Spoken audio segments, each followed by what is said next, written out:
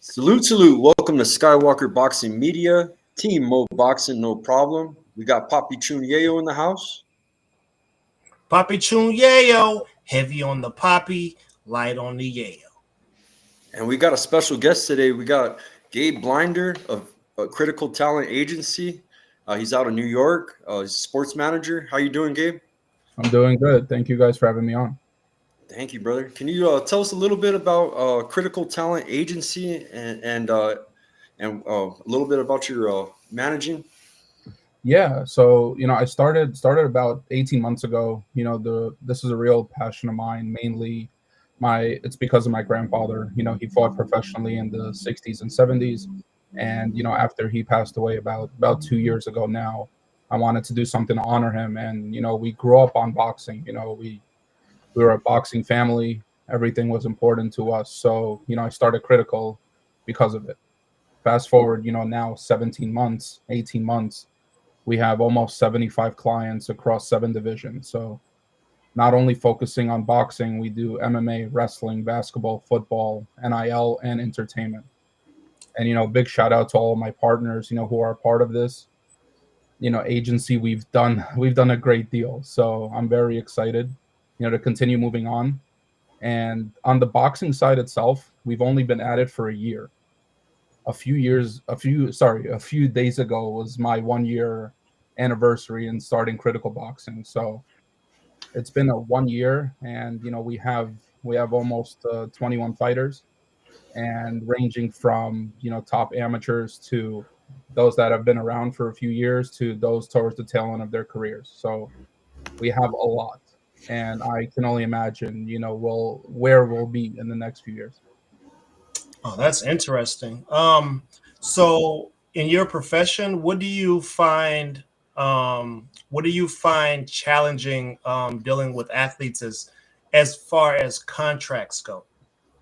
So I'm an attorney, so I know how these contracts go. I studied them, in school, and outside, obviously, in my experiences, as a manager, but also at the head of the agency. So in terms of the contracts itself, when you don't have a lot of experience, it's difficult. But as many contracts as I read every single day and draft myself, I kind of understood the lingo of how they should go and how it should be. So I always tell people, having an attorney as your manager definitely helps a lot, because no one can slide anything by you. And it hasn't been an issue yet. And yeah, I'm glad for that experience to help all my clients. Man, that's amazing. On our show, I always I believe that we need like a boxing academy where we're teaching individual athletes about contracts and things I'm like sure. that, just so that Yeah, the business. so they're not going in blind and things like that. Um, one other question real quick before I pass to the Skywalker. With your boxing athletes, Yeah. is boxing a little bit, is it more difficult to navigate than any of the other angles that you use? I mean, yeah, in terms of the aspect of boxing, since boxing is the sport that doesn't have a union compared to the other, sports that I work in. So it is a bit difficult in terms of navigating waters that are more individual based. And in terms of that, every client has, difference in terms of their career. So, obviously if you're an amateur, going into the pro ranks, which I have a few, there's definitely different ways to go about that versus, someone who is a big, in terms of their professional career. We have to approach it much differently. So I would say boxing compared to the other sports that I'm in is more difficult, but we were able to navigate it pretty well up to this point. And I know beyond with the team that we have on the boxing side, we'll do great things. Right. I got a question about the boxing end and the combat sports end. Yeah. A good manager is able to get their fighters fights, to stay busy, stay active, make money. Are you able to provide your fighters with a lot of fights and keep them busy? Yeah, that's where, in terms of every, each individual fighter, we have a different game plan and strategy that we'd like to do. At times, it is difficult. I'm very honest and transparent guy. Depending on, certain fighters, there are difficulties in terms of getting their fights. Right. But in terms of, as an agency, our goal is to eventually, invest into all of our fighters. So whether it's, when someone's just starting out, they need 4 or 5 fights in their first year, the focus is for us to invest into them. And that is exactly, the plan that we're trying to do. At times, depending on the fighters that we have, I don't have any fighters that, I'll put you on B side, get a good payday, and I hope you'll win. All of the guys we have now are A side fighters. That's the only fighters we work with. And, every fighter that we have right now on our roster, very successful in their own respective way, whether it's having a rich amateur pedigree, moving on to the pros, or, succeeding, in their pro ranks. And they, some of them don't have a rich amateur pedigree, but are very successful now. And I know recently, for example, we signed a 2-time Olympian, Amit Pangal, out of India, and that has, been receiving a lot of traction in India and around the world. And I'm excited, to bring him here, for example, and continue his pro career. He had one fight about 12 years ago. He fought the number 7, flyweight right now. That was his debut. Similar to how, Andy Cruz came out in his professional career already fighting, for a title. So I'm excited, to work with him. But obviously, all of our other clients, we have a lot of them, but I know for sure we're going to work with them in the correct way. And I, shout out to Trace, who's watching this. Trace is my right hand in boxing, and does so many things for us and with me. And I appreciate you. So just wanted to point that out. This is a little bit of an unusual question, but what's one of the most difficult things that you had to negotiate for as far as contract wise? So in boxing or in general, in general. So the most difficult would probably be, depending on specific deals, whether they're fights, but actual, contracts with teams. For example, on the basketball side, negotiating with I'm currently in negotiations right now with a high level basketball team in Spain for one of my guys. And, just speaking to a team that's been around for decades and decades and has such a large, notoriety in terms of the world and where they are, that it brings up a lot of sort of difficulty in terms of trying to get what you want. But, once again, coming into it as an attorney definitely helps the conversation, because I don't want to say there's more respect when you're dealing with an attorney, but they know about your experience. You know, you obviously had to go through school, you had to take exams to get to where you are. Plus, paired with everybody else who's at the agency, you know, I kind of have a little bit of clout in terms of negotiating. So I would say that has been, you know, a big help. Awesome. So, we've seen a number of fights where individuals, they unfortunately are unable to make weight and things like that, and it really putting the entire card in jeopardy. Have you ever had any experience with having to, like, okay, you know what, we'll take the fight, but we're gonna need something out of that purse? Have you had any experience with that sort of thing? I never had a client who's had a fight where the opponent didn't make weight. That hasn't been an issue. One of my clients we did take a fight, you know, with not a short notice fight, and he had to cut at least 18 pounds in 2 weeks to get to that fight. So he cut from 172 to 154. So it was pretty crazy just to hit that mark. And he did come in at like 153 and change. So yeah, no, I never had that experience, but I know the true difficulties of cutting weight. It's such a hassle. And, you know, having the appropriate ability to cut weight, you know, whether it's training, the appropriate meals, that's something that I'm trying to work in at the agency level by partnering with, you know, meal prep companies, agility trainers, you know, strength and conditioning. That's something, you know, I'm learning at the end of the day. I've only been at this for a year. Other people that I've sat across, spoken to, negotiated with have been around for 20 times that. So at the end of the day, and I admit it to everybody, you know, I always learn. I'm not perfect, but one thing all my clients can at least attest is that I work hard for them, and I really want to do the best for them at the end of the day.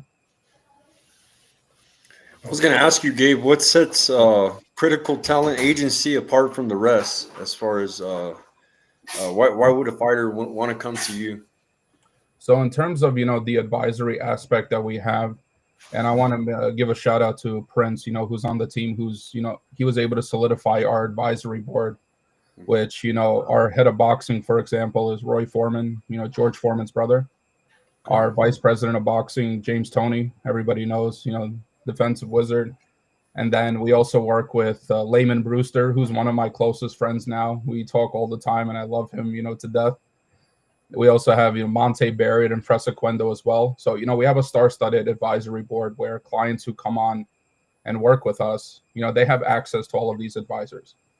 For example, one of the things that I'm planning to do and I'd like to implement, you know, in the next year is, you know, having our athletes actually travel to where our advisors are and work with them. So, for example, 1 week you'd go to LA and train with James on your defense. Another, you'll go to Indianapolis and be with Layman, or South Carolina with Monte, or Chicago with Fress. You know, that's something I really want to achieve because these fighters have been through it. You know, they've been in the industry. They know how it is. They've won titles. They've, you know, beat who knows, you know, unimaginable fighters. And I know for sure having that, you know, has been a big help. And I don't know any other management on the boxing side that has that offering. And I think, you know, that's definitely going to set us, and it does set us apart, you know, compared to other managements, despite our, you know, young life. Do you guys have to provide media, or do you provide media training to some of you guys so that they don't, you know, jack up their brand by doing something silly outside of? Yeah, we have a PR and marketing advisor that we've brought on, and we're starting to implement that, you know, with all of our clients. These are stuff, you know, that's been in the works. So we're going to have each of our clients speak to these advisors, the marketing director that we have, sort of coaching them to how to approach interviews. Because at the end of the day, you know, fighters or some athletes may not know the correct way to interview, because there are certain ways to interview. And, you know, our focus is to help train them, coach them, and then, you know, let them go. Because at the end of the day, we know in boxing and in other sports, you know, social media is very important. As much as back in the day, it wasn't. Now it is. You know, having conversations sometimes, you know, when you speak to a promoter, one of the questions you might get is, how's their social media following? Right. Because at the end of the day, you need to market the fight, you need to market the fighter, and you need to sell tickets. Right. Everyone's a business at the end of the day. So Yeah. that's something we're definitely working on and would like to, achieve very soon for all of our guys. I wanted to let you know about a friend of ours. We got a friend. He's top 10 in all 4 sanctioning bodies at flyweight. He's in the Philippines, and his name's Vince Paras. He just won this last weekend. He fought in Malaysia. He's trying to stay busy, but we were upset with his management, man, because what had happened, he had fought a guy and beat him Yeah. in a neutral country. They fought in Korea. And the guy wanted a rematch, so the management set up a rematch in Japan, which was this guy's backyard. He fought a very close fight. Of course, the judges gave it to the opponent. They took that fight, which we were telling them not to take it. We told them that was a bad move on the management. Well, that same guy that beat him out there in that close fight, even though he beat him the first time, even that second fight was controversial. It looked like my friend beat him, but he's in Japan, so he loses. That guy's got a title shot right now. He's fighting for a world title. So my friend's management messed up his opportunity to become a world champion, and he's gonna leave him in October. He's upset about it, but he's still staying busy. He's trying to stay optimistic, and he's still highly ranked. He's still top 10 in all 4 sanctioning bodies. But boxing's like chess, man. With managing, a good manager has to know how to play his cards, man. It's like poker, Yeah. And if he wouldn't have took that fight, he would have been fighting for a world title. You know what I mean? And it's so. My question to you, as far as was that something with you said you got A-side fighters, so you're only going to be making the fights that make the most sense, basically? Yeah, I mean, in terms of one of the big things, that I believe in is strategy. So whether it's someone that's coming up in their, just started their career, you have to, work with a lot of strategy in terms of how to build them correctly. Right. And fighting, in a way that you move up. Maybe your debut, you're fighting an 0-3 guy, and then you start moving up 1-3, 1-3, 1-2, and then eventually, you get to your 7th and 8th fight. You're fighting, someone similar in terms of your record. But Right. without that strategy and the way you build a fighter, it's usually it topples eventually. So Yeah. with my advisors and our team, we work and we look at every fight individually, and we see which opponent makes the most sense, because at the end of the day, fighting certain people will move you in a different direction. So yeah, I'm all about strategy. I would never get into an opportunity that I know guarantees a fighter to lose. Just recently I was offered a big fight in a country that I know if I brought my fighter into, if there's no knockout, he's gonna lose 99 times out of 100. So that's something I would never do. I look at a neutral venue. So now we're negotiating to have the fight somewhere in Europe, and from there, that's where I think having neutral judges in a neutral venue, we have a solid shot. Otherwise, certain countries, I wouldn't risk it for my guys. So yeah, and I see it all the time in terms of going into certain areas. You're obviously, regardless if it's a 50-50, you're always going against the hometown hero, the favorite. So you have to really show out to get the decision. Wow. It sounds like you have a one-stop shop there, pretty much. And that's all anybody could ask for. I'm surprised that more people don't do it. I mean, like I said, we definitely talk about this all the time on here. We want to marry we want to marry, sports psychologists in. We want to marry nutritionists in. We want to make sure that the person, they know what's going inside of their body, so no one can ever accuse them of popping hot for just things like that. And it sounds like you have a one-stop shop over there. That's Now, what I'm working on. Yeah, I want to have everything. For example, from nutritionists to trainers to a partnership with an investment company that teaches financial literacy, because we know how many athletes after retirement go broke. That's just the truth.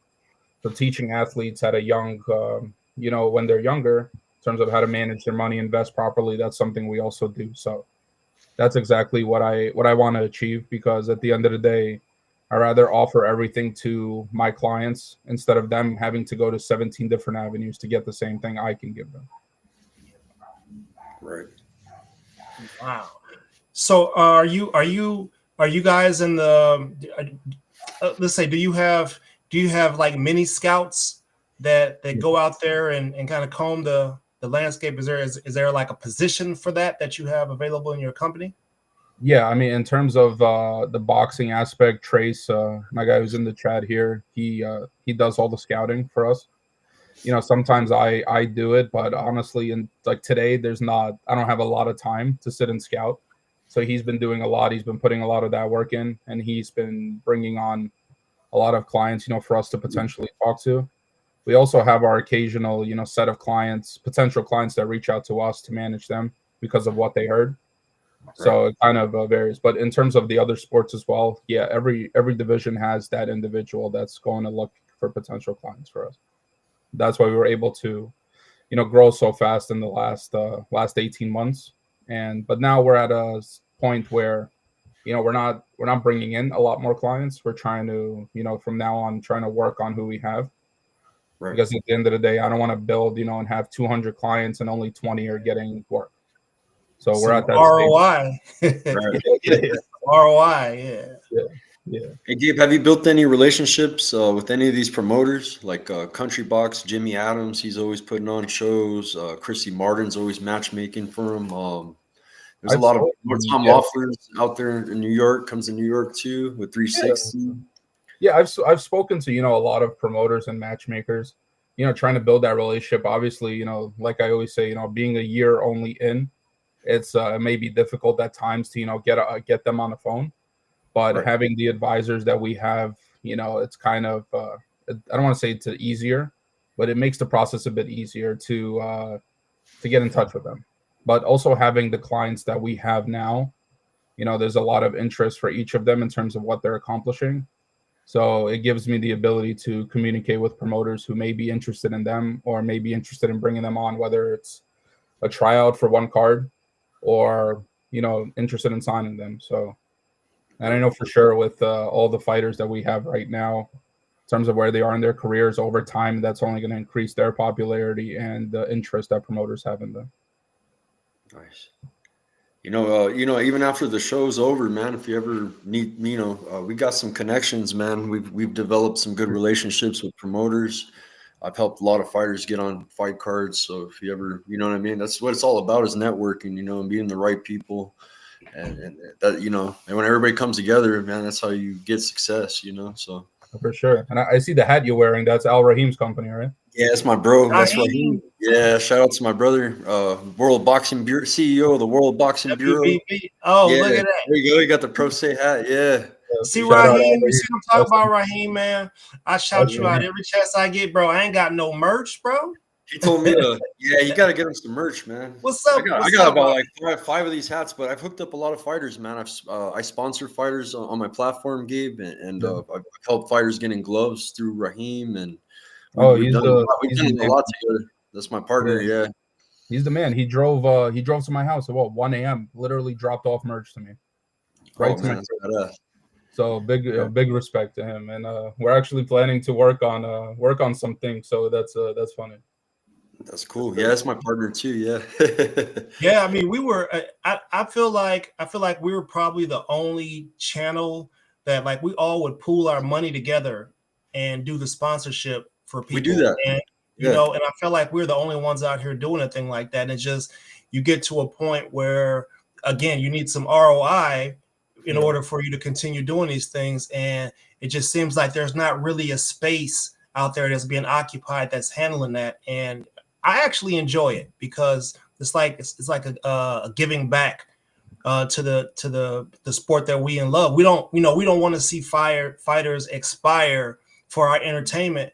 The best thing we can do is support them any way we can. That's kind of the angle that I see it from. I know Skywalker and a bunch of the other Yeah. guys like 86 Boxing, they're with us on that. Yeah, Yeah. we love helping fighters, man, make it to an event, to put get them in a nice outfit, make them feel good about themselves. We try to do. I mean, we do whatever we can, man. We all pitch in, and even Mo Boxing, man. Shout out to my boss Jose. You always see the Mo Boxing on a lot of trunks.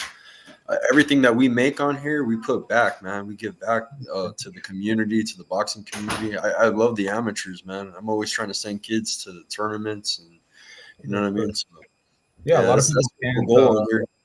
Yeah, a lot of people can't afford, growing up to, having the ability to fight. Whether it's providing equipment or working on travel to tournaments and all of that. So it's a really big thing, and I eventually, I want to start up a nonprofit wing, where we can help, our other athletes, that even those that we don't have signed. Because at the end of the day, there are people that may not sign with us, but they respect us, and we still want to help in some way. So that's definitely something in the works that I want to accomplish.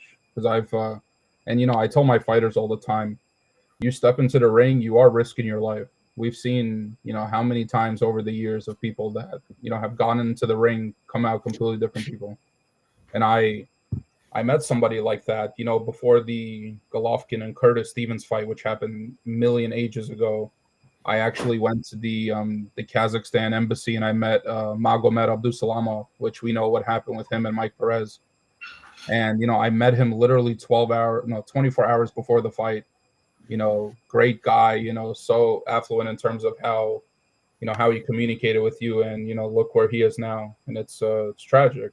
So at the end of the day, I want to do good business with my clients, for my clients, but I also recognize that they are risking their lives every time they step into the ring, even sparring. So, Yep. Yeah.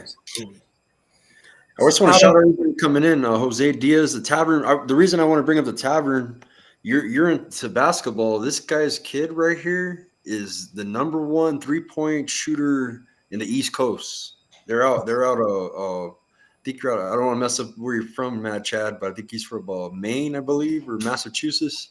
One of those. But man, his kid is amazing basketball phenom, and yeah, he'll probably write about it right now. But yeah, I was gonna let him know that you run a basketball team. Can you tell us about the basketball team a little bit while he's in here? Yeah, so I mean, I have the trifecta of certificates. So I'm an NBA, WNBA, and FIBA agent, so I can work, honestly, around the world. We are starting 2 teams this year, one that's part of the ABA and one that's part of the WABA. On the WABA side, I have, we're trying to do a lot of great things. I also have an executive position within the organization. But the great thing on the WABA side is my 3 partners are all former, professional players.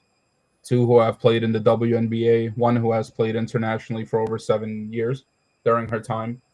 And from there, bringing them on board, we're able to, create a team that's very competitive, but also, can withstand, longevity. So, to work, for a long time together. And yeah, I can't wait. We're currently building our rosters in both for both of the teams. One is going to start, the women's team is going to start this July, and the men's team this November. So definitely stay tuned for that. But there's going to be a lot of updates in the coming weeks on that front.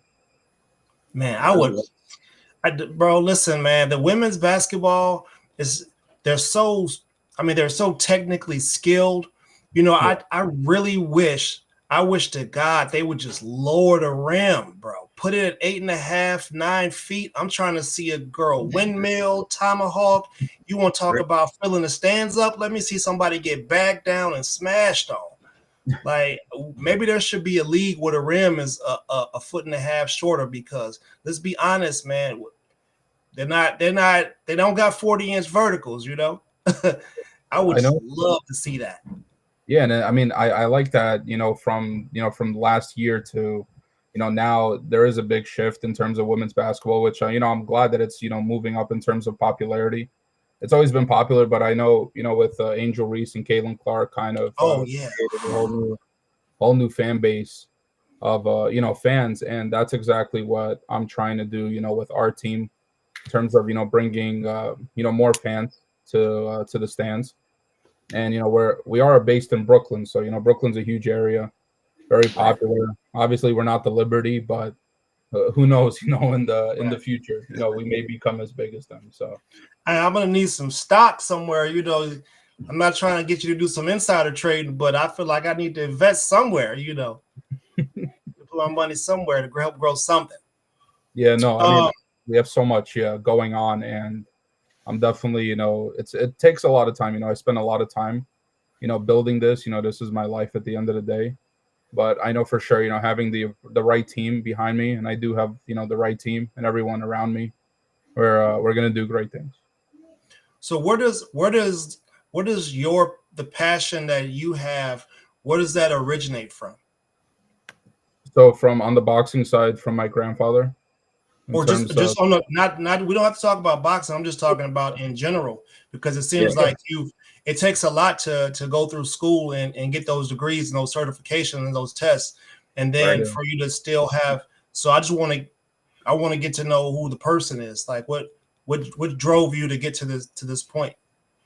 yeah. So I graduated law school. I worked at NBC, on the legal side for Telemundo Parks, the movie aspect, Universal Pictures. It was fun. It was working. Made good money. I decided to start, critical in the middle of it while working there. For some reason, decided it was the smartest idea to ask for their permission in doing it. Don't ever ask someone for permission.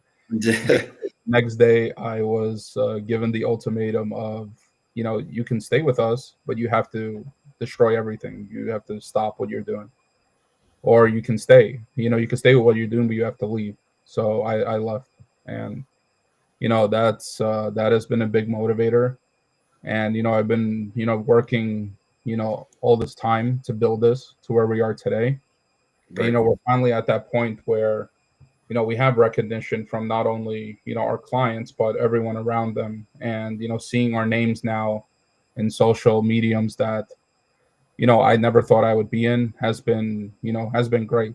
Like, for example, tomorrow morning I have an interview with one of the biggest news outlets in India. I would never think that I'd be interviewed by them because we signed an Olympian boxer from that Yeah. country.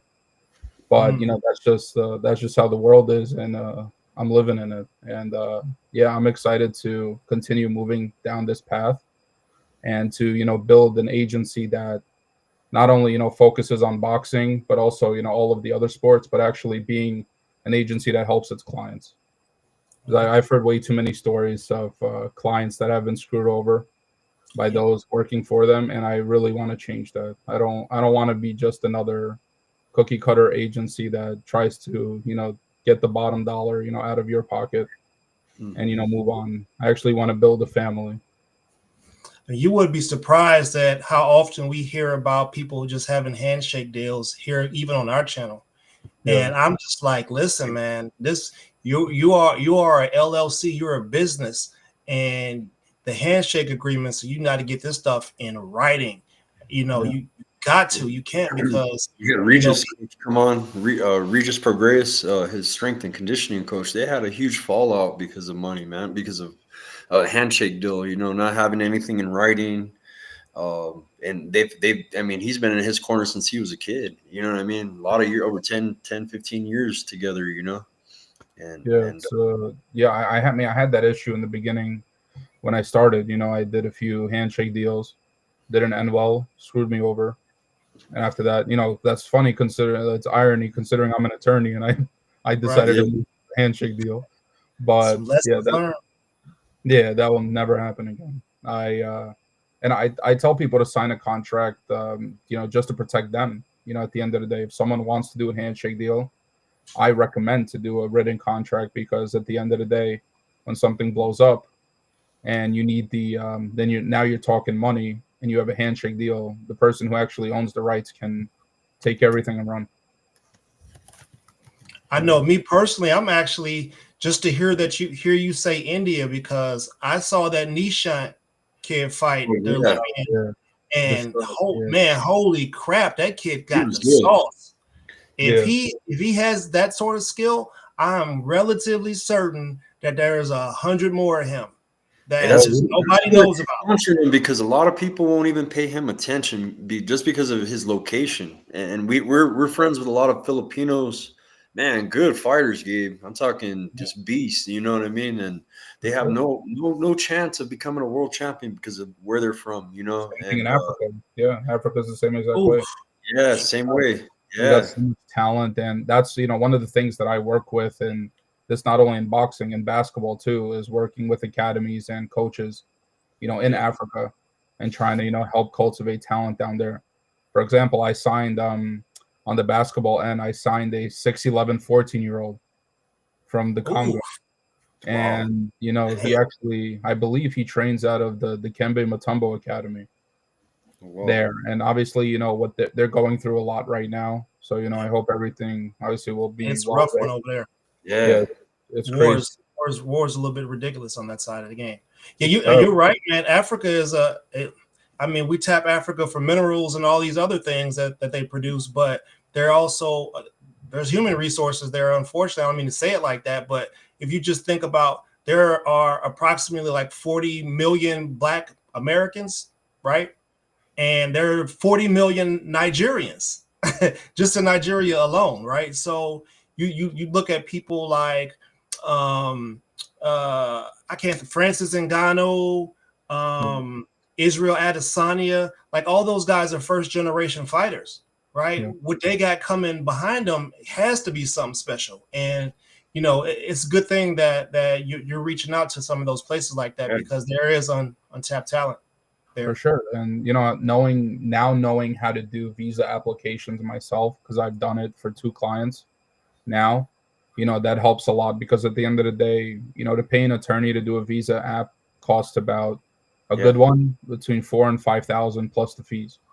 So Right. to You're bring doing in the work somebody on right. an Express P1 with a good attorney, you're paying at least 8,500, not including your plane and all of that.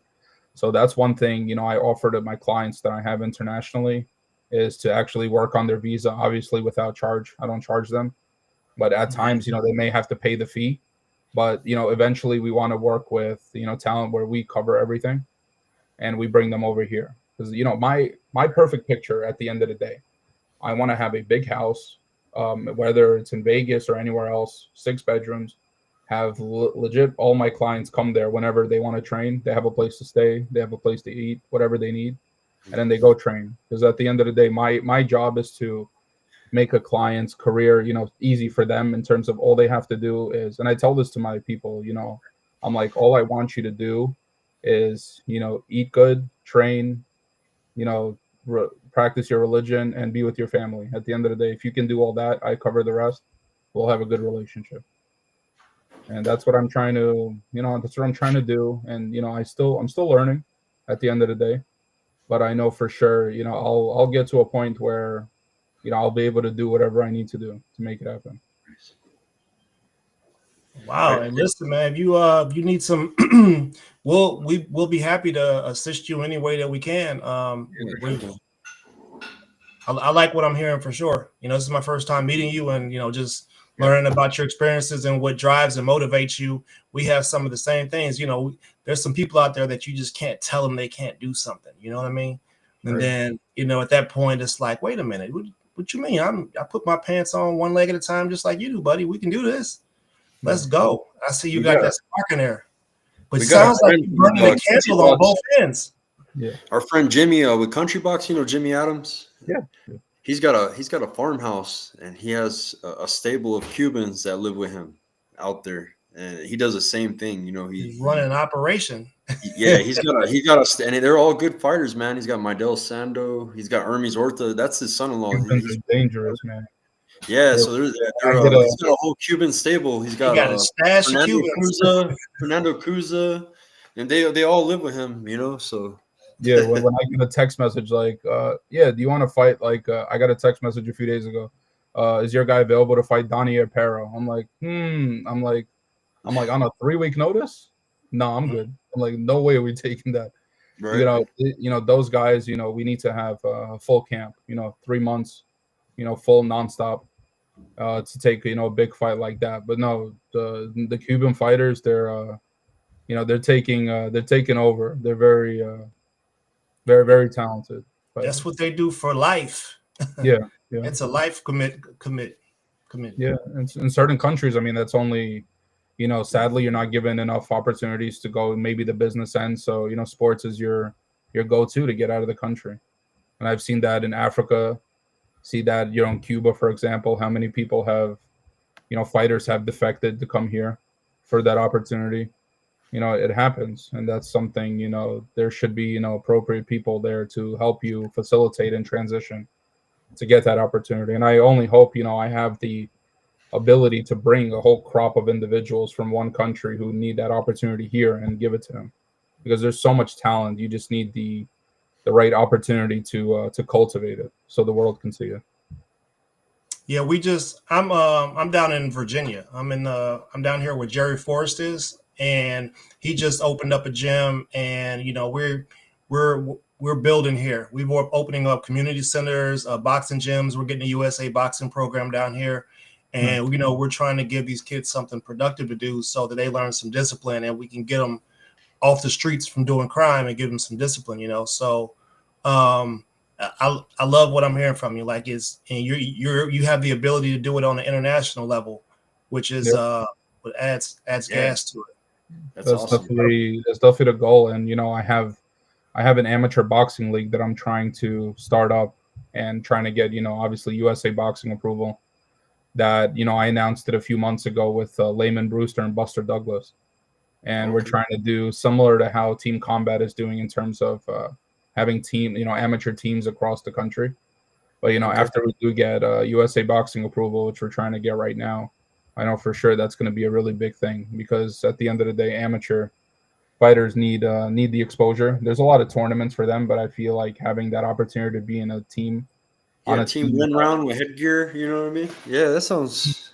Yeah, and in terms of having big two legends, being a part, with me in terms of the executive level, for sure can help with the marketing optics. But also, them actually being coaches of their own teams is going to be a big thing, and I'm And excited to try to make that happen. if you could just make sure you let Buster know that I'm gonna need a check for my mental welfare, for what he did to me as a child has lived with me all my life. When he did what he did to Mike, Yeah, that I need a was check. I need a check for emotional support. You feel me? more than No, 5 but minutes. so Yeah. how is it working with Buster? He doesn't have like a media presence. Like, I've never even seen videos with him doing interviews with people. What type of personality does he have? I mean, I've spoken to him, a few times throughout the months. There's he was just inducted into the Atlantic City Hall of Fame. So I was there. I didn't get to meet him I don't know why. It was kind of miscommunication in terms of the timing. But no, he's great. And I was introduced to him by Layman Brewster. So Layman's my, close guy, and he's been, helping me, introducing me to everybody that he knows. And one thing I always tell Layman, I'm like, you can ask anybody in the boxing business. Nobody has one thing bad to say about Layman. The Mhm. golden guy. And I always ask him, I'm like, how is that second right after you knocked out Klitschko? Like, Yeah, like I was just like, I can't even imagine, doing it in his home and, yeah. knocking him out and becoming a world champion. And he's like, man, I remember that all the time. And And on a soft ring. Rings are a little softer than they are over here for some reason. I don't know. he's but yeah, being around, people that I've watched, growing up, and it's surreal, and it's crazy at the end of the day. I never thought I'd be working with all these people every day. Not just not only on the boxing side, the MMA side. I have two advisors on the MMA side, BJ Penn Matt and Matt. Hughes. Yeah. Yeah, I seen that. Matt Hughes is one of his advisors, so he's not Oh, messing around. Yeah, well, he's got some solid. He got some solid ones up there to help him. oh, Matt's amazing. Him and BJ are like the way DJ they like Penn. communicate with one another. They always mess with each other, but they're both amazing guys. They help out a great deal in terms of offering their insights, and obviously being UFC legends and royalty. It's been big. We just started on the MMA side, but we're also moving a lot there. Have you What have you about what run about it? bare knuckle? Oh, sorry. Are you good? You good? What? What about bare knuckle? Are you in that market as well? Okay. Not yet, but I mean, I'm always open to it. I mean, I know a lot of boxing clients or MMA clients can kind of transition into bare knuckle. I haven't yet had a fighter fight in bare knuckle, but I'm open to it. It's big. It's big here in Albuquerque. It's done taking over this city. You know, MMA has always been big where I'm at in Albuquerque because we're home of John Jones and Holly Holmes, and we got Jackson Wing Gym here. But bare knuckles, like we've had BYB come into Albuquerque and BKFC, and they're out. They actually paid me money, man, to go recruit, man, for tryouts. You know what I mean? Get fighters because I know all the fighters in town, all the boxers. So they actually hit up boxing people and. I did a little media for them for the first time, and man, I'm a fan now, bro. I like it. I see these people making a living out of it, so it's No, nice, man. it's definitely moving. It's definitely moving in that direction. You know, in terms of bare knuckle, in getting popularity. So, if I ever have the opportunity to get a fighter, you know, and they're open to it, you know, we'll definitely consider that. At the end of the day, I want to make sure my fighters are safe. So if that's Right. something we talk and we agree on as a team, then we move forward. And I saw Al It's Rahim. safer than boxing. It's safer than boxing, though. Yeah. They say that boxing is more dangerous. It's more, artificial because of the cuts and stuff. But they say it's a lot safer on the brain, So, I got a question from Raheem. He goes, "Who's going to be the first critical represented boxer to win the World Boxing Bureau belt?" I know we spoke about it. We definitely, we have a lot of potential clients who can be the first. So that's definitely something you give me a call about. We'll figure out. Raheem is the Tony Starks of boxing. Might have somebody across the ring with the same gear on. You never know. So I know. Listen, from my experience, just in life in general, I've met tons of famous people, if that's what you want to call it. My experience with people is that when you treat them just like they're a human, and you have regular conversation with them, they'll talk to you just like they talk to anybody else.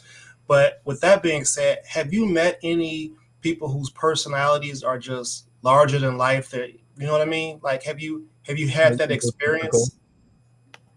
Like people that have like egotistical people. Yes. Oh, every day. Like show me the Jerry Maguire, show me the money type guys. Oh, always. Yeah, I've had people request 5 figures to work with me, and I told them, I'm good. I'll see you later. Because I know at the end of the day, some people, one of the issues that I have in conversations at times with people is they're asking me, why should I go with you because you're new? And I tell them, yeah, I get it. I mean, you can go with one of the bigger managers. That's perfectly fine. At the end of the day, I'm still going to eat. I'm still going to do whatever I got to do. But, coming on with someone who's new while you're growing in your career as well is like a perfect symbiotic relationship. And a lot of my clients, they like also that I'm similar in terms of them, in terms of age.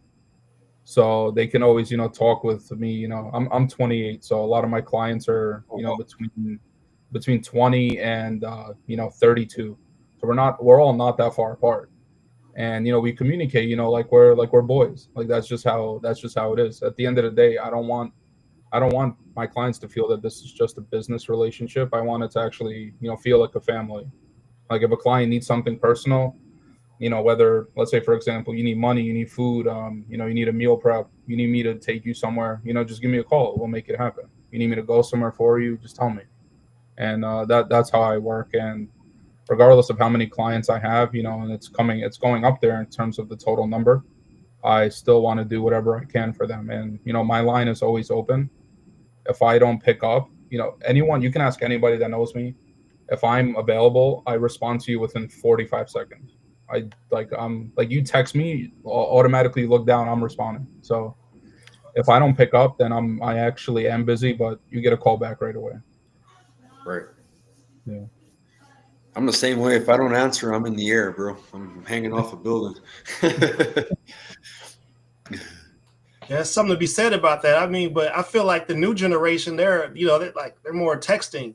It's like, text all the time. Yeah. It's texting, calling. And remember, I have a lot of international guys. So my day WhatsApp is blowing up. Yeah. Oh, bro.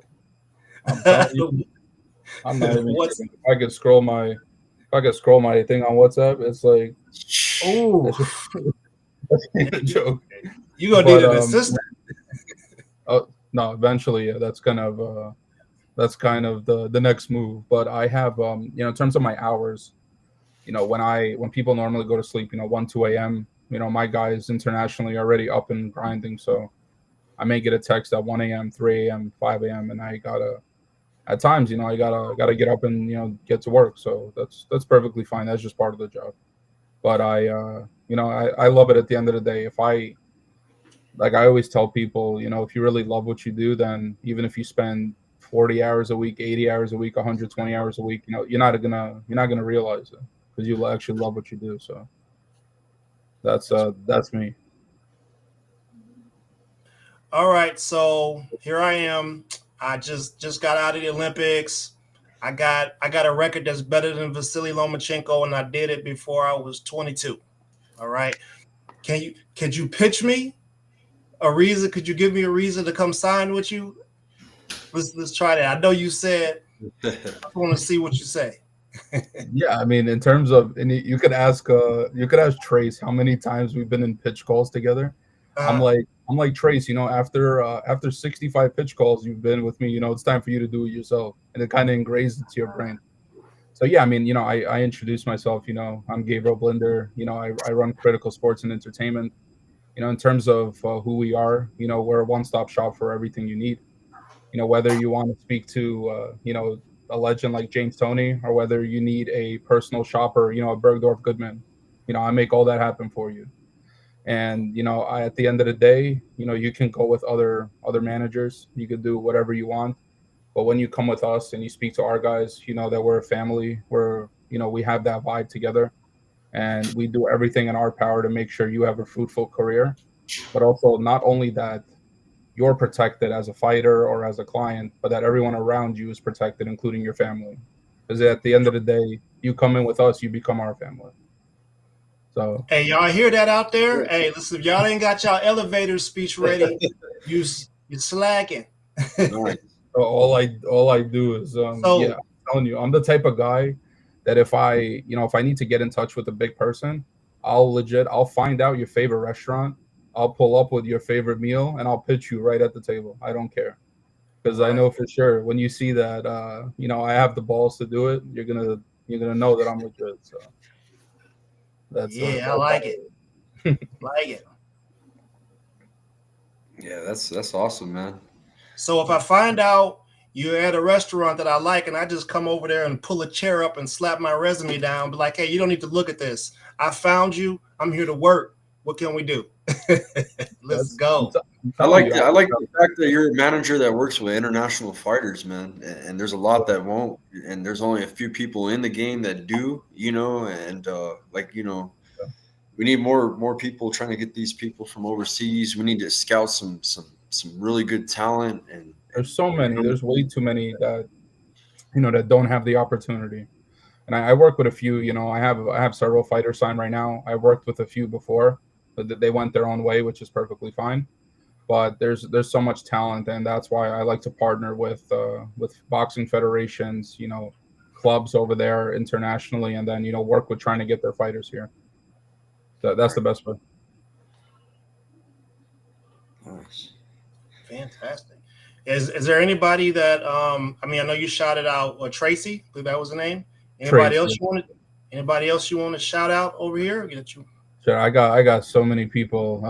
First, obviously, I want to shout out my family. My wife, my parents, my grandpa up there. I appreciate you, and everyone else in my family, but also my partners, Ray, Cleet, Prince, everyone else, under them, Buck, yeah, Trace. There's so many people that are a part of our team, and everyone's been doing it, putting in their hours, putting in their time because they believe in what we do. And I know for sure we're just gonna keep growing. We did this in legit 18 months, but not even 18 months. We only started doing a lot of the movement 12 months ago. It's been 1 year. wow. So just imagine in 24 months where I'm gonna be. And I take that into account all the time. And when people talk to me, whether it's a promoter, an investor, a prospective client, they see that vision, and that's what convinces them, to come on board with me. Incredible. Nice. And I have fighters that tune in a lot too, man. They might probably want to reach out to you. I got your Instagram scrolling on the bottom. Gabriel Blinder at Gabe Blinder on Instagram, and follow Critical Talent Agency. That's on Instagram as well. Then you also have he has a lot of links on his Instagram profile. The Yeah, just Brooklyn go Empire, market. the Brooklyn Link Empire. tree. Yeah, Critical Talent Agency. Yeah, so a man of many endeavors. Hey, Gabe, it was a pleasure having you on. Thank I'm you guys so definitely much going for the to time. pitch I do you. appreciate Yeah, keep us updated on things, and if we can help you out, we're always here, man. Just reach out to us. I You appreciate know, that. yeah, Sure. definitely. Likewise, anything you guys need, my line's always open for you guys. Cool. Appreciate you, Gabe. Perfect. Thank you, everybody, for tuning in. Jose Diaz, Just Frank, everybody, Raheem, Prose, everybody that's tuning in. Make sure you hit that like button, share this interview. I'm gonna be making a reel. I'm gonna make some edits, and I'll tag you tomorrow. Yeah, there you go. Shout out to Prose. Raheem. But, Yeah, man. You got a great great business, and I thank you, wish you brother. nothing but success, man. It I sounds appreciate like you guys. Thank you so you're much. gonna take off. Yeah, Perfect. cool, Gabe. Thank you, guys. Thank you, Much guys. love.